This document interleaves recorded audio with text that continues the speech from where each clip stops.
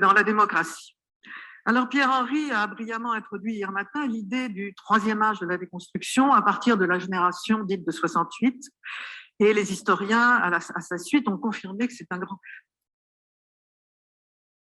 et de recherche non seulement permettent et demandent, dans l'intérêt même du service, que la libre expression et l'indépendance des personnels, au pluriel, notez bien, soient garanties par les dispositions qui leur sont applicables.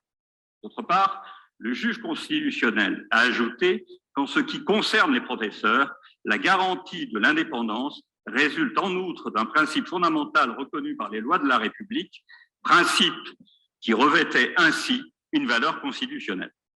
Puis, dans des décisions ultérieures, le Conseil constitutionnel a étendu la protection constitutionnelle à l'ensemble des enseignants-chercheurs. Cette extension se justifiait pleinement car c'est les fonctions et le lieu de l'exercice qui exigent l'indépendance. Ou qu'il existerait un racisme d'État, par exemple.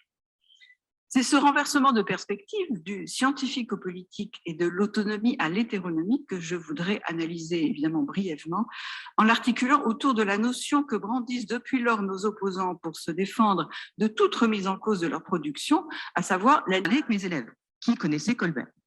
Et vous allez voir que toutes les discussions qu'on a et que vous avez pu avoir ici sur la cancel culture, c'est vraiment plus compliqué avec des élèves. Non pas parce qu'ils ne comprendraient pas ces débats, non pas parce qu'ils y sont insensibles.